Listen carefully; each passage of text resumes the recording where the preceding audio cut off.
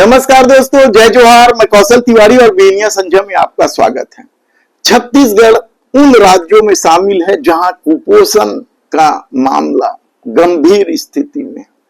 हालांकि सरकार का हमेशा ही दावा रहा है कि लगातार वे इस मामले में उपलब्धि हासिल कर रहे हैं, यानी कुपोषण कम होते जा रहा है। लेकिन जो खबरें सामने आ रही है कि किस तरीके से सत्ता और अधिकारियों का खेल कुपोषण को दूर करने की राह में बाधा बने हुए हैं। साल दर साल कुपोषण को लेकर जो बजट जारी की जाती है करोड़ों अरबों रुपए के, वह खर्च ही नहीं हो रहे हैं। और शायद सरकार के आने के बाद तो जिस पैमाने पर कुपोषण को लेकर सवाल उठने लगे हैं, सत्ता और अधिकारियों के बीच तालमेल नहीं होने की खबरें सामने आने लगी है, वह बेहद ही चौंकाने वाली है। दरअसल कुपोषण को लेकर राज्य सरकार ही नहीं, केंद्र सरकार भी छत्तीसगढ़ के मामले को लेकर चिंतित है और बजट लगातार बढ़ा कर दिया जा रहा है।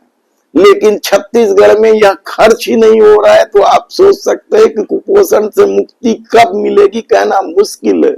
जो आंकड़े सामने आ रहे हैं उसके मुताबिक छत्तीसगढ़ में लगभग 5 लाख बच्चे कुपोषण के शिकार में।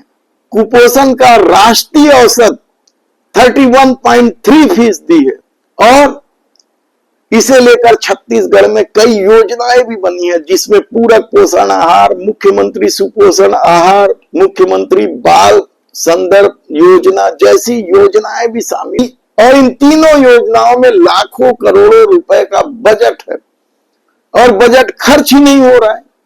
कहा जा रहा है कि पिछले 5 सालों में इन तीनों योजनाओं में 8,750 करोड़ रुपए का बजट रखा गया था, लेकिन अधिकारियों और सत्ता के तालमेल के अभाव में 3,000 करोड़ रुपए तो खर्च ही नहीं किए गए। आप सोचिए, 3,000 करोड़ रुपए छोटी मोटी रकम नहीं है।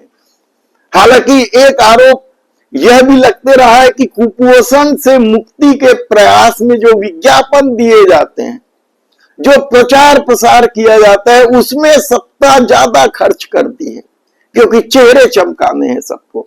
ऐसे में जो तीनों योजनाओं की जानकारी सामने आई है, वह बेहद ही परेशान करने वाला है।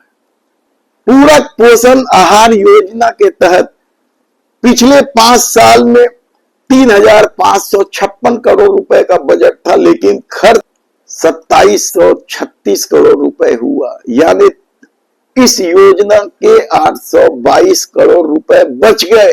जिसमें यदि आप इस डबल इंजन की सरकार के कार्यकाल का देखें तो पिछले साल 700 करोड़ का बजट था और खर्च केवल 589 करोड़ हुआ। बजट लगातार बढ़ाया जा रहा है, लेकिन खर्च हो नहीं रहे हैं।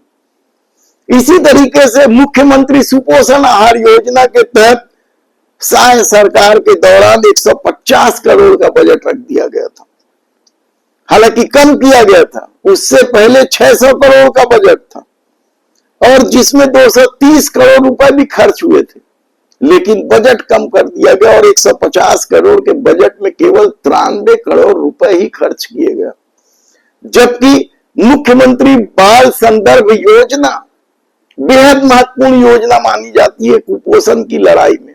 इस योजना के तहत बच्चों की जांच की जाती है, उन्हें दवाइयां तक दी जाती है, लेकिन इस योजना में शायद सरकार के दौरान 614 करोड़ रुपए का बजट रखा गया था और खर्च केवल 432 करोड़ रुपए खर्च हुआ। यानी आप सोचिए कि जो महत्वपूर्ण योजना है, पता चलना है कि बच्चा कुपोषित है कि नहीं, उनकी जांच होनी है, दवाइयां दी जानी है, ऐसी योजना के पैसे भी यदि खर्च नहीं हो रहे हैं तो आप समझ सकते हैं कि सत्ता किस तरीके से कुपोषण की लड़ाई लड़ रही है।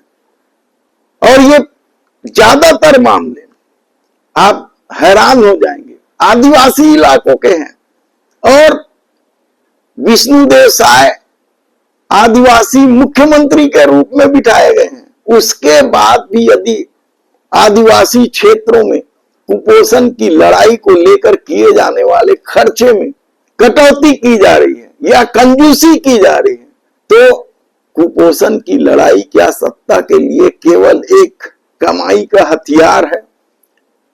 इस माध्यम से जो विज्ञापन दिए जाते हैं उससे क्या सिर्फ चेहरे चमकाने का जरिया है? और जो सबसे महत्वपूर्ण सवाल जो अब उभर कर आए हैं कि इस विभाग के अधिकारियों की अपनी मनमानी है, वे मंत्री तक की नहीं सुनते, इस तरह की चर्चा है। ऐसे में देखना है कि कुपोषण के खिलाफ चल रही है लड़ाई किस मुकाम पर पहुंचेगी।